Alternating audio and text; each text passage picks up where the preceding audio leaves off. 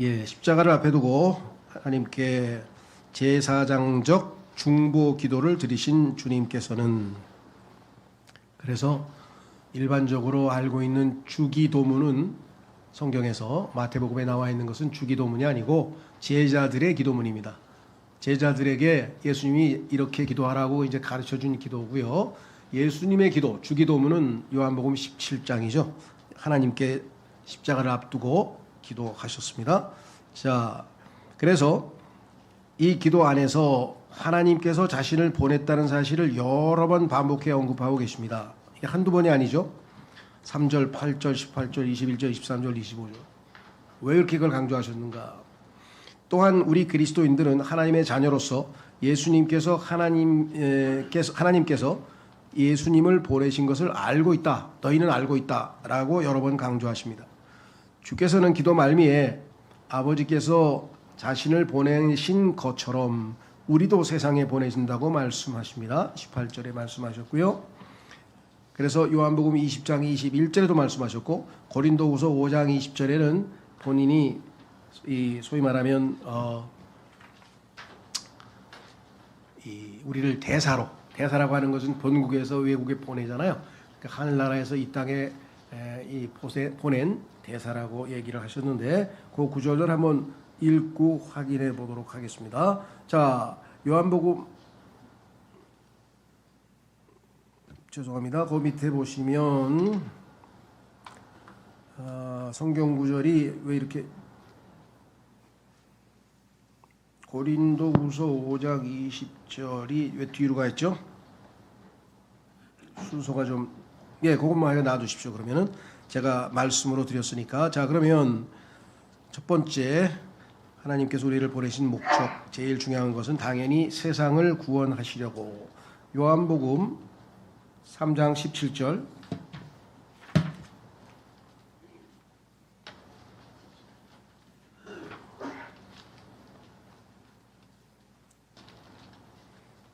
한번 찾아봐야 되겠는데요. 화면이 떴어요?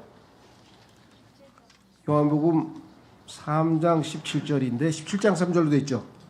예, 그건 나중에 찾아보겠습니다. 3장 17절로 찾아보십시오. 그 유명한 구절이죠. 예.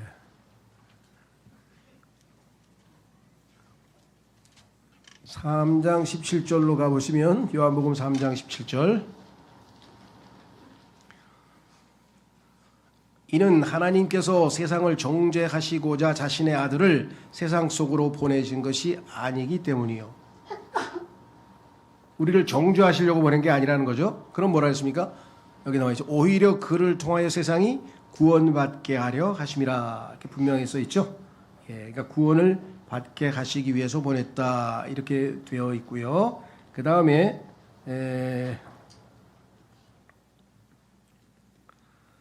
밑으로 내려가셔서 요한 1서 4장 14절. 성경 구절 그 순서로 하면 10번인데요. 자, 요한 1서 4장 14절 한번 띄워주세요. 요한 1서 4장 14절. 요한 1서 4장 14절. 이렇게 써 있습니다. 그리고 아버지께서 아들을 세상의 구원자가 되도록 보내신 것을 우리가 보았고 또 증언하였느니라. 오늘 본문 말씀이죠. 그 다음 구절에 디모데전서 1장 15절에 보시면 이렇게 써 있습니다.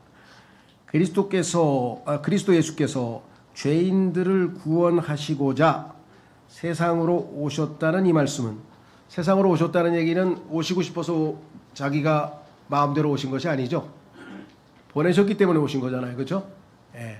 자, 그래서 그리스도 예수께서 죄인들을 구원하시고자 세상으로 오셨다는 이 말씀은 신실한 말씀이요, 믿을 만한 말씀이라 말이죠. 당연히. 그리고 전적으로 받아들이기에 합당하도다.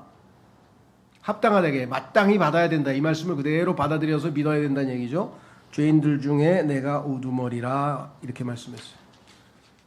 과거에 어떤 분이 신앙생활을 잘 하다가 대학에 가서 이제 좀 세상 학문을 배우니까 이게 종교라는 게 우스운 거 아니야? 막 이러다가 그래도 부모님 생각이 나서 교회라도 형식적으로라도 다니자. 그리고 다녔는데 오늘날 목사님이 설교하시는데 이 디모데전서 1장 15절 말씀이 본문 말씀이었나 봐요. 그래서 이 말씀을 여러 번 자꾸만 반복해서 듣다 보니까 전적으로 받아들이기에 합당하도다. 근데 지금 자기는 거부하고 있잖아요. 계속 거부하고 있다 보니까 그 말씀이 성경에 보면은 예레미야의 하나님의 말씀은 망치와 같다 그랬는데 그냥 망치로 그분의 딱딱한 강팍한 마음을 하나님께서 계속해서 두들기셨는지 그게 부서져 가지고 그날 예수님을 영접하고 구원을 받았다 이렇게 간증을 하면서 이 구절을 자기가 특별히 살아가는 이유를 간증을 하실 때 얘기를 하더라고요. 그렇죠. 마땅히 받아들이기 합당하다 그랬는데 이 합당한 일을 안 하고 계신 분들이 너무나 많다면 안타깝죠. 자, 그래서 우리는 성경에 보니까 문제는 하나님께서 세상을 구원하러 오셨는데 이 세상에 속한 사람들 중에서 모두가 다 이 하나님을 믿고 은혜를 받아들인 것은 아니라 여기에 문제가 있는 것이죠. 그렇죠? 그래서 이 진리의 사랑을 받아들이지 아니하고 하나님의 이 진리의 사랑이죠. 사랑이 거기에 나타나 있죠. 거부한 사람들에 대해서 어떻게 될 것인가. 나중에 영원한 심판에 처하고 영원한 고통의 장소에 가는 것은 말할 것도 없고 지금 이 세상에서도 모르겠어요. 형식적으로는 뭐 돈 있고 뭐 놀고 재밌고 뭐 이렇게 해서 즐기고 요즘에는 또 삶이 많이 윤택해졌죠. 그렇죠. 삶이 윤택해진 게 좋은 것 같지만 사실은 영적으로는 이게 그렇게 좋은 것은 아니겠죠. 그러다 보니까 뭐 하여간 이 욜로라고 하는 원칙도 있고 까르페 디엠이란 말도 있고 하여간 이 세상에서 재밌게 즐기고 살면 되지 뭐 죽은 후에 뭐 하늘나라 가고 뭐 이런 거 복잡하게 왜 생각하느냐 뭐 이런 사람들이 점점 늘어나는 것 같아요. 그런데 하늘나라에서뿐만 아니라 지금 현재도 예수 그리스도를 믿지 않은 사람들 위에 하나님의 진노가 그 위에 머물러 있다라고 성경에 써 있어요. 아마 이 말씀을 들으면 안 믿는 사람들 중에서 내 위에 진노가 있다고? 어디 있는데? 근데 안 보이죠. 예. 자, 그래서 우리는 첫 번째 제일 중요한 것은 세상을 구원하시려고 하나님이 보내셨다. 여기에 하나님의 사랑을 성경에서 뭐라 그랬습니까? 하나님께서 세상을 이처럼 사랑하사.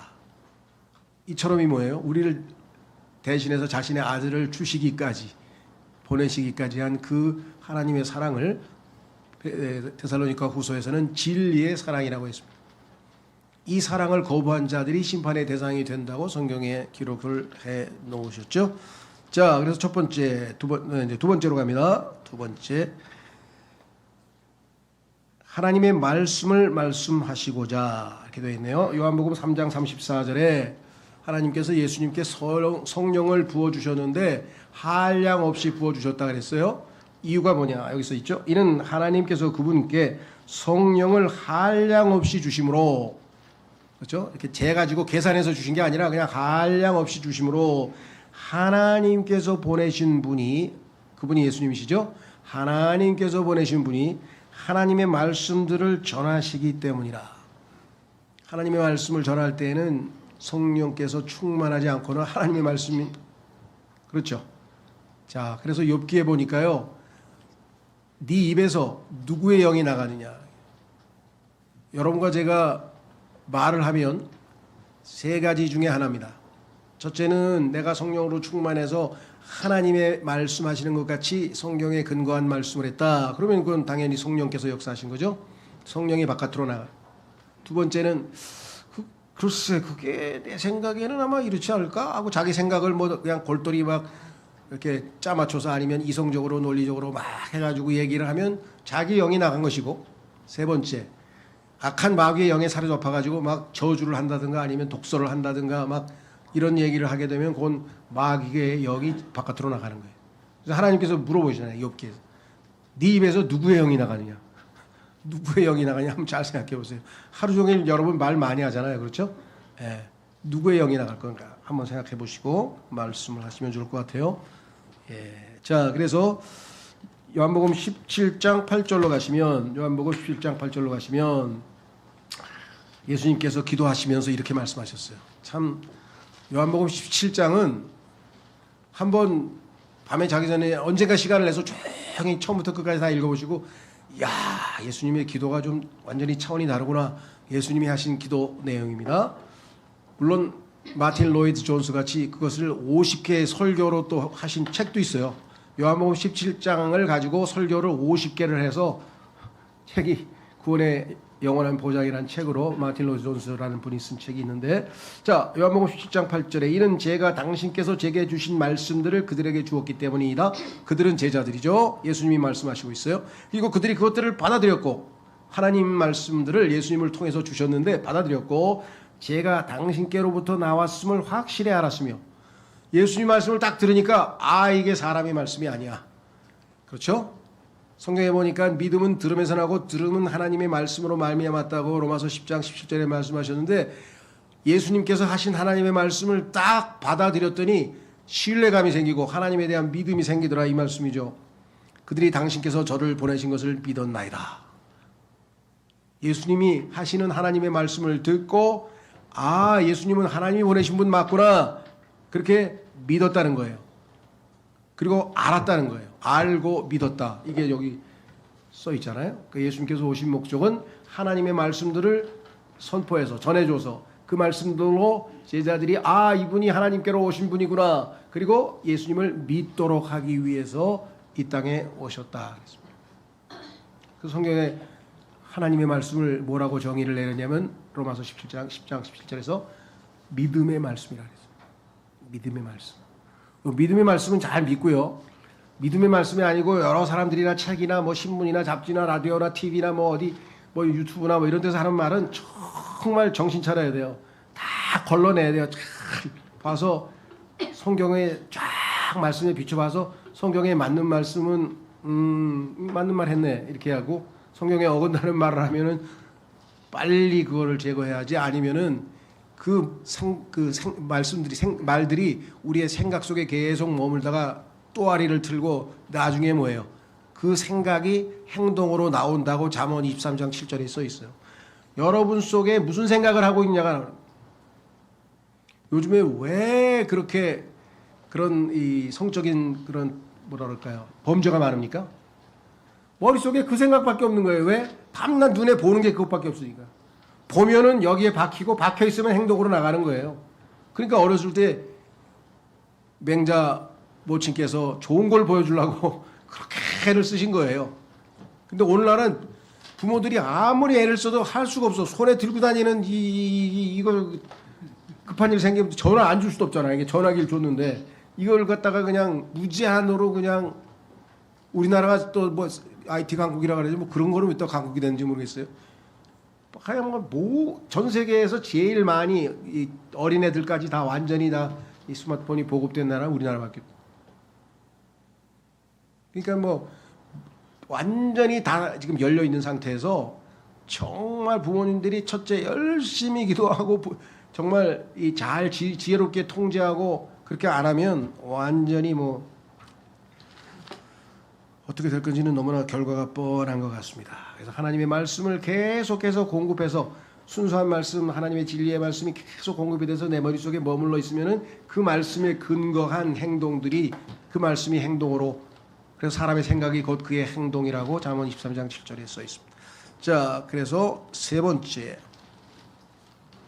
하나님의 뜻을 행하시고자 예수님이 오신 목적, 하나님이 보내신 목적, 요한복음 4장 34절에 이렇게 써 있죠. 예수님께서 그들에게 이같이 말씀하시니라. 나의 음식은 나를 보내신 분의 뜻을 행하는 것이요 그분의 일을 완성하는 것이라. 음식이라고 말하니까 왜 이걸 어떻게 잡수시나 그런데 이게 마음에 있는 것이죠. 음식은 우리가 필요로 해서 그걸 처음에 제일 찾는 거잖아요. 그러니까 예수님께서 뭐 음식 찾으시는 게 아니라, 먹는 음식에 대한 얘기가 아니라 비유적으로 예수님에게 제일 중요한 게 뭐냐? 사람들은 음식이죠. 먹어야 사니까. 욥도 그랬죠. 나에게 필요한 음식보다 하나님의 말씀을 나는 더 귀중하게, 더 중요하다고 여긴다. 그게 욥의 신앙이잖아요. 우린 안 먹으면 죽는데 가장 필요한 것보다 더 필요한 게 하나님의 말씀이란 뜻이겠죠. 그분의 뜻을 행하는 것이요 그분의 일을 완성하는 것이라고 예수님께서 고백을 하셨죠. 자, 그래서 히브리서 10장 7절로 가보겠습니다. 히브리서 10장 7절 보십시오. 뭐라고 되어 있나? 그때 제가 말씀드리기를 보소서 저에 관한 것이 그 책의 두루마리 안에 기록되어 있으니. 자, 구약 성경에 예수님에 관한 내용들이 잘 써 있는데, 오 하나님이여 저는 당신의 뜻을 행하려고 원하이다. 이 땅에 오신 목적은 하나님의 뜻을 행하려고 온다고 분명하게 얘기를 했죠. 그래서 이 뜻을 행하려면 예수님이 어떻게 된다 그랬어요? 인간으로 오셔야 될 거 아니에요. 하나님의 뜻은 인간의 죄를 대속해야 되는데 죄인들의 죄를 대속하려면 죄가 없는 똑같은 인간이 죄를 대속해야 되니까 똑같은 인간이 되셔야 했고, 그래서 하나님께서 자신을 인간이 되도록 하시기 위해서 마리아의 뱃속에 몸을 하나 예비해 놓으셨다. 몸, 사용할 몸. 그래서 마리아에게 너에게서 나오는 거룩한 것은 하나님의 아들이라 불리리라. 왜 거룩한 것이라고 했을까요? 예수님께서 마리아 몸속으로 들어가 있는 게 아니라 사용하실 몸이 마리아의 뱃속에서 준비되어 있었죠. 아드님은 셋째 하늘에서 내려오신 거죠. 그래서 그 안으로 태어나는 순간에 들어가셔서 예수님이 인간의 몸을 사용하신 것이죠. 그렇죠? 그래서 킹제임스 성경에만 거룩한 것이라고 되어 있어요. 다른 분들은 예수님이 하나님의 아들이 지금 마리아 뱃속에 들어가 있는 걸로 알아. 그래가지고 야, 하나님의 아들을 거룩한 것이라니, holy thing? 예수님이 물건이야? 야, 이 킹제임스 성경이 잘못됐다. 그래, holy one, 거룩한 분으로 고쳤어요. 근데 성경에는 마리아의 몸속에 있었던 것은 뭐예요? 하나님이 예비한 것은 body, 몸을 준비해놨다고 성경에 있어요. 예. 자, 그래서 예수님께서 아버지가 뜻을 행하러 올 때 아버지께서 그래, 내가 너를 위해서 몸을 하나 준비해놨으니까 잘 사용해라 그랬죠. 자, 요한복음 6장 38절에 가서 다시 한번 확인해 보겠습니다. 찾겠습니다. 이번에는 요한복음 6장 38절 말씀서부터 다시 한번 확인합니다. 예수님께서 오신 목적, 예수님의 음성으로 직접 한번 들어보겠습니다. 요한복음 6장 38절.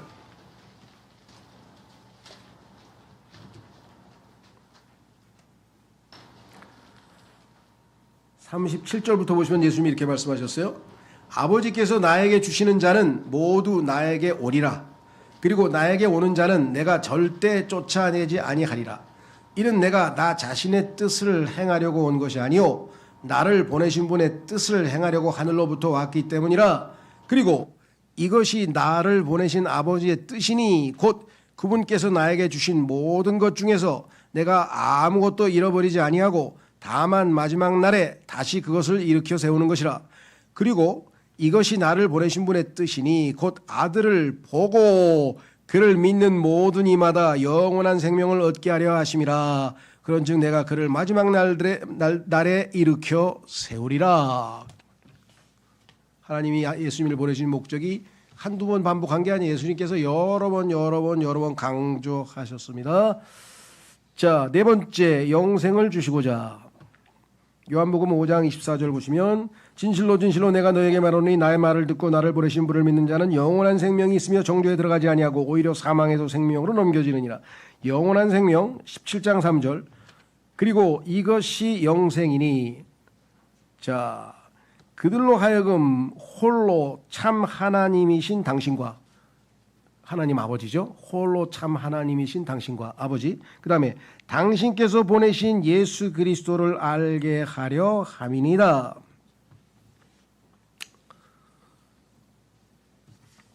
여기 분명하게 첫 번째 뭐라고 얘기했는가 하니, 예수님께서 하나님과 예수님을 알도록 하기 위해서 영생을 주신 것이다. 영생의 목적이 나와 있죠.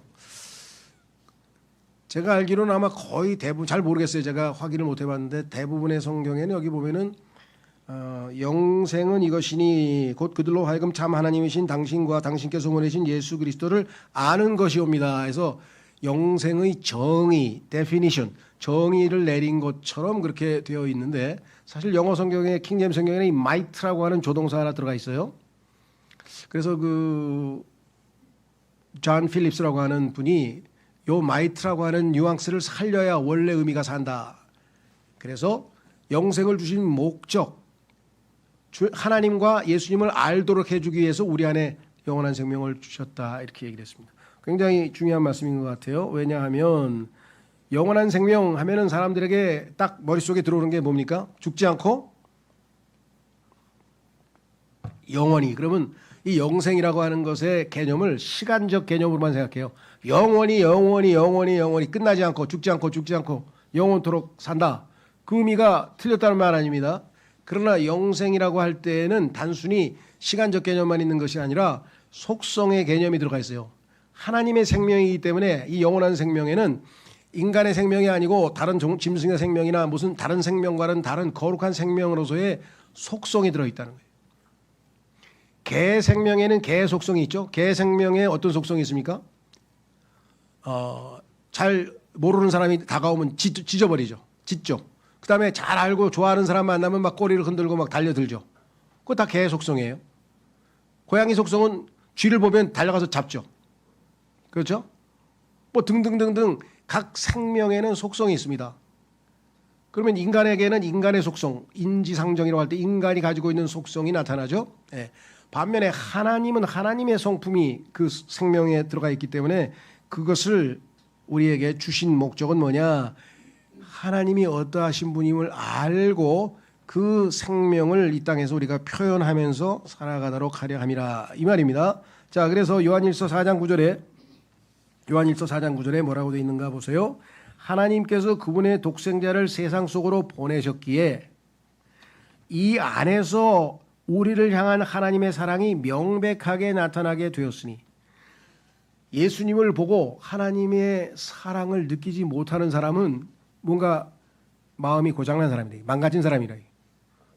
하나님께서 예수님을 보내셨는데 아들을 보내신 그 하나님의 사랑, God so loved the world. 하나님이 세상을 이처럼 사랑하사 독생하신 아들을 보내셨습니다. 하나님의 마음을 읽으면 당연히 하나님의 사랑이 없죠. 독생자를 세상으로 보내셨기에 이 안에서 우리를 향한 하나님의 사랑이 명백하게 나타나게 되었으니 그 진짜 목적은 뭐예요? 우리로 하여금 그분을 통하여 살게 하려 하심이라. 이제 아담으로부터 불려받은 그 생명, 인간의 생명, 인간의 본성에 따라 사는 게 아니라 신성한 생명, 아드님의 생명을 따라 예수님이 이 땅에서 사신 것처럼 그러한 놀라운 새로운 라이프 스타일로 살라 이 말이에요. 새로운 방식으로 살라 이거예요. 그 방식이란 단어가 길이에요. 길. 내가 곧 길이라 그러죠. 그 예수 그리스도, 그게 우리의 삶의 방식이 돼야 돼요. 자, 그래서 영원한 생명을 주신 것은 단순히 죽지 않고 영원히 존재만 영원히 하는 게 아니라 생명이 표현되라는 거예요.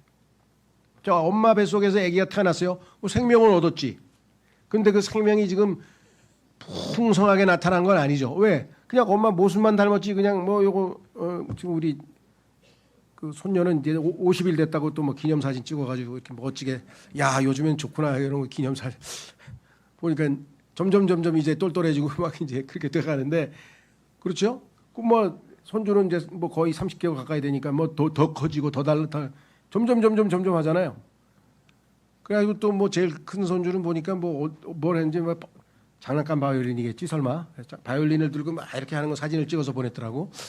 그래서 이게 지금 점점 성숙해 가는 거 아니에요? 자라가는 거 아니에요? 우리 그리스도인들도 처음에 예수님의 생명이 우리 안에 들어왔지만 그 생명이 어떻게 된다 그랬어요?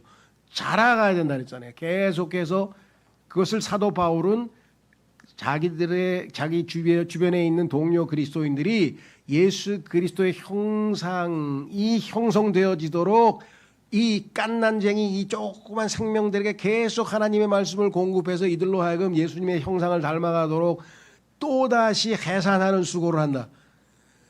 구원시킬 때 기도하고 겨우겨우 해서 애써가지고 해산하는 수고를 해서 생명이 탄생했죠.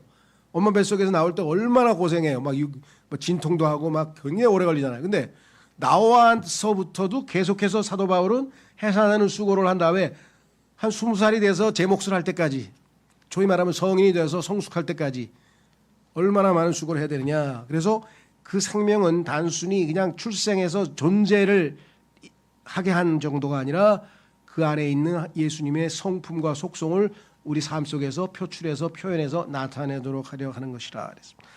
자, 그래서 우리는 요한일서 4장 9절까지 봤죠. 그다음에 마지막 아니 있네. 죄송합니다. 마지막이 아니고 다섯 번째. 아버지의 교리를 가르치고자. 예수님께서 그렇게 말씀하셨네요. 자, 요한복음 7장 16절. 예수님께서 그들에게 대답하여 이같이 말씀하셨느니라. 나의 교리는 나의 것이 아니요 오직 나를 보내신 분의 것이라. 내가 지금 너에게 말하는 교리는 내 아버지 것이라고 분명하게 말씀하셨어요. 자, 요한복음 18장 37절은 예수님께서 빌라도 앞에서 하신 고백인데 아주 놀랍죠. 그러므로 빌라도가 그분께 말하기를 그렇다면 네가 왕이냐 하였더라. 예수님께서 대답하시기를 내가 왕임을 네가 말하는도다.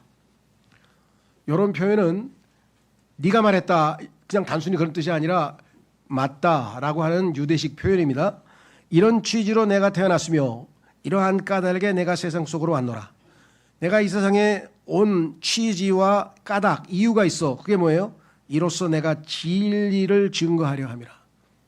내가 진리를 증거하러 왔노라. 이 땅에 오신 목적 중에 하나, 하나님이 나를 진리를 선포하라고 보냈다. 진리에 속한 모든 자마다 나의 음성을 듣는도다 하셨느니라. 만약에 예수님이 여러분 앞에 나타나서 그럼 뭐라 그러겠어요? 진리를 가르쳐 주십시오. 적어도 진리를 배우겠습니다. 진리를 말씀해 주십시오. 뭐 이 정도는 반응이 나와야 되는데 빌라도가 한 말은 진리가 뭔데? 그러더니 나가버렸어요. 진리가 뭔데? 나 그런 데 관심 없어. 나가버렸어요. 그 빌라도가 오늘날 뭐예요? 이 세상에서 복음을 거부하는 모든 사람들의 마음의 자세. 진리가 뭔데? 진리가 밥 먹여줘? 진리가 뭐 집 사줘? 진리가 뭐 하는데? 뭔데? 그게 뭐 나하고 뭔데? 진리 얘기하지 마. 난 진리하고 상관없어. 이 세상 풍토가 지금 그렇게 됐어요. 그 예수님은 진리를 말하러 왔는데 진리를 다 거부했다. 그래서 데살로니가 후서에서 진리의 사랑을 거부하는 자들은 심판의 대상이 된다고 얘기했잖아요. 진리를 전하러 오신 목적, 하나님이 왜 자신의 아들을 보내셨는가, 얼마나 사랑하셨기에 아들까지 내어주셨는가, 하나님께서 어떠한 사랑으로 사랑하셨는가, 그거를 다 전해줬는데 그 진리의 사랑을 거부했으니 다른 분도 아니고 자신을 창조한 창조주의 선물을 거부했다고? 그거를 살려둘 창조주가 있을까요? 이 세상에? 왕도 있을까요? 제가 볼 때는. 자, 그래서 여기 분명히 이렇게 기록되어 있습니다. 진리를 증거하러 오셨다. 하나님께서 나를 보내신 목적. 자, 그러면 진리라고 하는 것은 포괄적인 개념이고요. 교리라고 하는 것은 주제별 진리야. 그리스도에 관한 진리, 그리스도에 관한 교리. 성령에 관한 진리, 성령에 관한 교리. 이거를 줄여서 성령론, 그리스도론, 기독론, 신론, 구원론, 인간론, 론자로 들어가는 것은 우리 한문으로 이제 교리를, 닥트린을 이용한 거죠. 자, 여기 기록하기를 디모데후서 3장 16절에 모든 성경 기록은 하나님의 영감으로 주어지는 것으로 교리와 책망과 바로잡음과 의로 훈계하기에 유익하니. 자, 하나님께서 기록된 말씀을 우리에게 주셨습니다. 2주 전인가요? 하나님께서 왜 우리에게 성경을 주셨는가, 2주 전인가 3주 전인가 한번 설교했던 그 내용인데요. 주신 목적 중에 제일 첫 번째가 뭐예요? 교리잖아요. 예, 교리는 특정한 주제에 대한 진리. 진리는 포괄적인 개념이고 교리는 특정 주제에 관한 진리. 그 모든 진리. 그래서 교리라고 하는 것은 쉽게 얘기하면 우리말 표현으로 하면 그러하냐 그러하지 않냐. 하나님께서 천지를 창조하셨느냐 안 했느냐, 그러하냐 그러하지 않냐, 이거를 정확하게 알려주시기 위해서 무엇이 참이고 무엇이 거짓이냐, what is so 그러하냐, what is not so 그렇지 않느냐를 알려면 성경을 봐야 돼요. what is true 이것이 진리냐 참된 것이냐, what is false 거짓이냐를 알려면 성경을 봐야 돼요. 왜? 이 세상은 거짓의 아버지인, 거짓의 아비인 마귀가 장악하고 있기 때문에 이 세상에 있는 모든 사상, 철학, 온갖 것에 다 마귀의 거짓말이 다 거기에 포함되어 있습니다. 어떤 진술에 10%만 거짓말이어도 그건 거짓말입니다. 그래도 90%가 진리인데요. 100% 진리가 돼야지 진리죠. 그래서 이게 지금 다 오염되어 있어서 하나님께서 진리의 말씀을 선포해서 무엇이 옳고 무엇이 그러냐, 무엇이 그러냐, 무엇이 그러지 않느냐 이거를 하나님 말씀으로 잘 걸러내서 다 갖다 뭐라 그래 필터링해서 버릴 건 다 버리고 진리의 말씀만 우리가 붙들고 나아가야 된다 이 말이죠.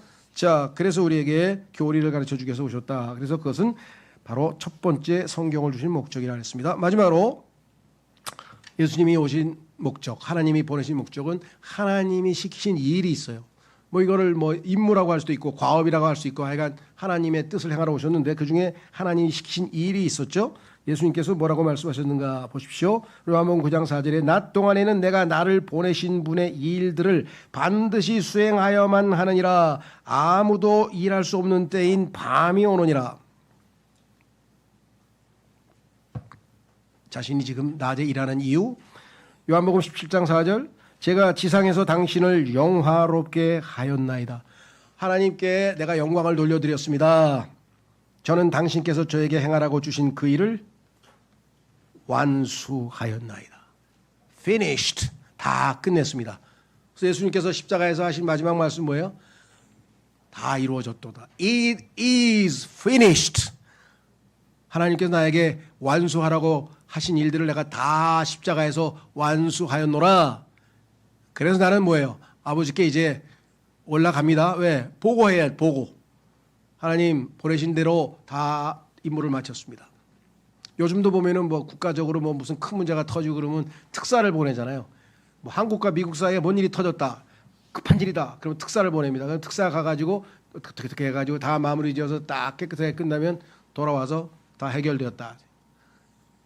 이 땅의 모든 인류를 괴롭힌 그 마귀가 가져다 준 죄, 제가 죄로부터 죄에 대해서 심판하고 죄를 심판하고 그다음에 마귀를 완전히 심판하고 이제 마무리 짓고 왔습니다.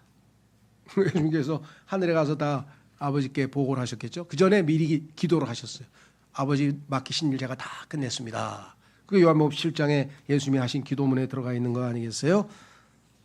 이것 이외에도 뭐 성경에는 예수님께서 오셔서 하신 일들이 이 바다에 있는 모든 것을 뭐라고 써 있나요? 바닷물에 있는 모든 것을 다 하더라도 모자른다 했으니까 하나님께서 보내신 디테일한 것까지 하면은 뭐 우리가 영원토록 배워도 다 알 수가 없겠죠. 그렇죠? 예. 지금 이 땅에 세계적인 과학자들이 그렇게 많은 연구를 하고 그렇게 많은 애를 썼는데 아직도 우주의 기원을 모를 뿐만 아니라 정의를 내릴 수가 없어요. 물질이 무엇이냐? 물질이 뭔지를 모른다는 거예요. 지금 뭐 물리학이 뭐 엄청나게 발달해 가지고 뭐 마치 우주의 기원이 곧 끝날 다 알려질 것처럼 생각하지만 어림도 없어요. 인간은 그냥 아무것도 모르는 거예요. 하나님께서 계시해 주신 것, 알려 주신 것만 정확한 지식이고 사실이죠. 성경에 써 있잖아요. 그렇죠? 이 온 우주가 하나님께서 빛이 있으라. 그래서 빛이 있는 거야? 너 그거 믿는 거야? 그럼 믿지. 그러니까 우리가 믿는 걸 그걸 알면 그 다음부터 야, 넌 나하고 친구 안 해. 미친놈하고 이제 안 만나. 자동적으로 그렇게 돼요. 그렇잖아요. 여기 써 있는 거를 믿는 사람과 안 믿는 사람은 같이 하기가 어려워요. 그러나 하여간 하나님께서 영적인 눈을 뜨게 하셔서 진리를 알게 해주셔서 진리를 통해서 뭐예요? 너희가 진리를 알지니 진리가 너희를 자유케 하리라. 이 세상의 그 어떠한 것으로부터 진정한 자유를 누리는 우리가 된 것입니다. 그래서 요한복음에서 예수님께서 기도하시면서 왜 반복해서 하나님께서 나를 보내셨는데 그 보내신 일을 다 마치고 보내신 자 반복하신 것 오늘 적어도 여기 나와 있는 6가지로 총 한번 정리를 했습니다. 우리도 예수님께서 왜 우리를 보내셨는가? 그렇죠? 예수 그리스도께서 하신 일을 예수님께서 우리를 통해서 하시도록 하기 위함이죠. 한 구절 읽고 마치겠습니다. 마가복음 16장. 마가복음 16장에 보면은요, 예수님께서 지금도 일하고 계시는데 누굴 통해서? 예수님을 믿는 그의 자녀들을 통해서 지금도 일하고 계신 거예요. 확인해 보겠습니다. 마가복음 16장.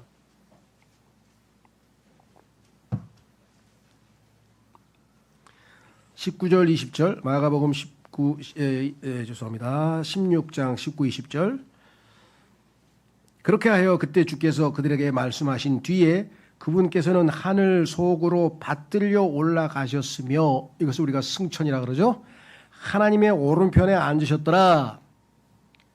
그래서 우리는 예수님이 쉬고 계신 줄 알았는데 그 다음 구절에 보니까 그런 다음에 그들은 밖으로 나가서 곳곳마다 선포하였으니 주께서 그들과 함께 역사하시고 뒤따르는 표적들로 말씀을 확고하게 하시니라.